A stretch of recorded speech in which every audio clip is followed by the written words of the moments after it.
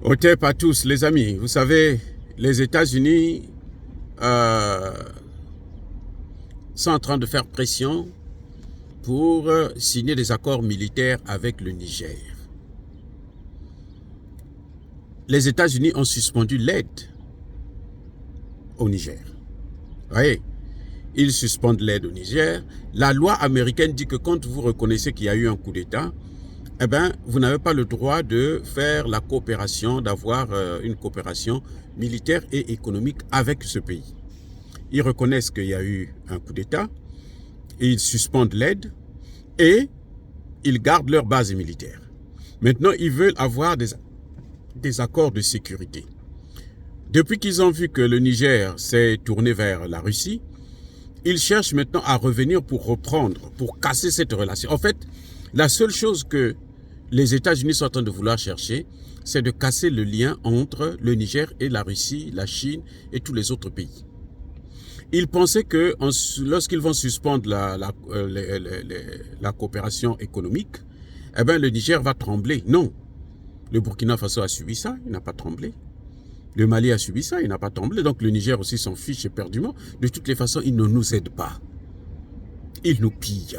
C'est ça le problème. Il nous pille. Il ne nous aide pas du tout, du tout, du tout. Donc, vous voyez, la secrétaire d'État américaine aux affaires africaines, en ce moment, est encore à Niamey. Elle a rencontré le Premier ministre, le ministre des Affaires étrangères et autres. Dieu merci, elle n'a pas rencontré le président. Et je pense que même le Premier ministre, en fait, ne devrait pas la rencontrer. Ça ne sert à rien. Si nous voulons réussir, nous devons être fermes pour qu'on nous respecte. Que ce soit bien clair. On ne va pas nous respecter si nous sommes toujours là à vouloir tendre la main, à être comme des flatteurs. Que sans eux, nous, on ne peut rien faire. Le Niger a déjà prouvé. Par rapport à la situation qui prévaut actuellement, le Niger peut vivre sans l'aide de la France ou des États-Unis. Et il ne faut pas que le Niger commette cette erreur de signer des accords militaires. Ce qu'ils ont là, de toutes les façons, il faut qu'ils partent. Parce que des gens qui ne respectent même pas leur propre loi.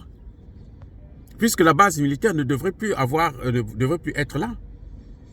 Le Niger n'a pas besoin de les chasser, ils devraient partir d'eux-mêmes.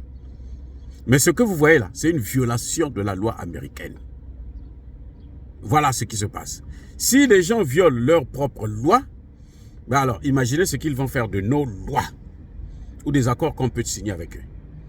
Je rappelle au général Tiani que Zelensky qui a fait la guerre pour eux, il y a 2 jours, il a été débouté par le Parlement, ce qu'on appelle le Parlement, le Sénat et le Congrès américain. Ils ont refusé de lui donner les 61 milliards qu'il demandait.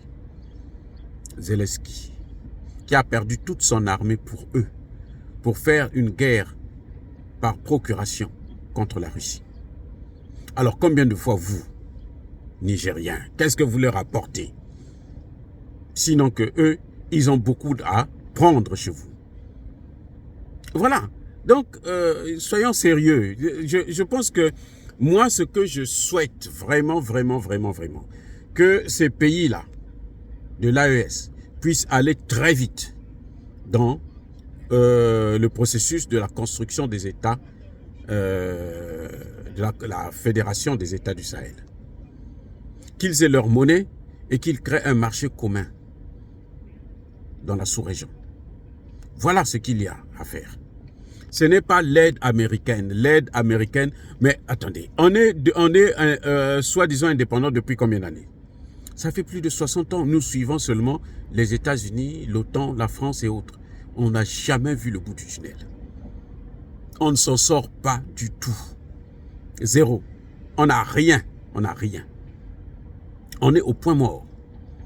Donc, je crois que toutes ces manigances-là, c'est pour détourner l'attention, déconcentrer les pays de la sous-région. Si le Niger signe des accords militaires avec les États-Unis, mais que deviendra l'AES? Qu'est-ce que ça va devenir? C'est zéro. Ils sont en train d'annuler tout. Et quand ils vont finir, si les Américains se reprennent, parce que les Américains, ce qu'ils veulent aujourd'hui, c'est de reprendre tout ce que la France a perdu pour leur compte. Mais ils vont appeler encore les Français pour faire la guerre par procuration. Les Américains ne vont pas se salir pour des pauvres Noirs. Même les Noirs ici aux États-Unis. Monsieur Tiani, vous avez connu les États-Unis, vous avez été aux États-Unis. Il y a 20 millions de sans-abri, 20 millions de sans-abri. Alors qu'il y a plein de millions et de millions d'appartements vides. Vous avez 20 millions de sans-abri. Il y a 60 millions de pauvres. 60 millions de pauvres. Donc, s'ils n'arrivent pas à aider leurs pauvres ici, ce n'est pas nous qu'ils vont pouvoir aider, bien-aimés frères et sœurs. Mais ça veut dire qu'il y a de ces choses qu'on ne peut plus discuter. Ce sont des faits. Ce n'est pas question que moi, je suis en train de citer. Je vis aux États-Unis, donc je n'ai pas besoin de critiquer un pays qui m'a accueilli. Mais ce sont des faits que je montre pour que nous puissions comprendre que mais ça ne va pas. On n'a pas besoin d'attendre que on vienne nous dire on a besoin de tel accord. Les accords militaires, les drones là. Les Américains ont une base de drones. Ils ont déjà donné combien de drones au gouvernement nigérien? À l'armée nigérienne. Combien? Soyons sérieux. Donc ça suffit maintenant. Ça suffit. Ils n'ont qu'à laisser leurs drones là. Le moment venu, ils vont partir. Mais il ne faut pas qu'ils reviennent avec ces accords de défense, ces accords de ceci, les accords économiques et tout. Ils ont pris déjà la décision unilatéralement. Ils n'ont pas discuté avec le gouvernement. Maintenant, ils demandent, il faut trouver une issue avec l'histoire de Bazoum. C'est exactement ce que la France demande. C'est exactement ce que la CEDEAO demande. Il faut négocier avec la CEDEAO. La CEDEAO veut négocier et la CEDEAO humilie, provoque le gouvernement en invitant le gouvernement déchu pour venir s'asseoir à la place du Niger. Vous croyez que c'est des gens sérieux? Non, non, non. Monsieur Tiani, prenez vos responsabilités. Ça suffit avec ce jeu. Allez-y plutôt très vite pour régler les vrais problèmes qui nous concernent. Dire cela, c'est inciter à la haine ou à la violence? Non. Encore une fois de plus, bien-aimés frères et sœurs, soyez bénis, abondamment bénis par le Dieu des Kémites et par nos ancêtres angélisés.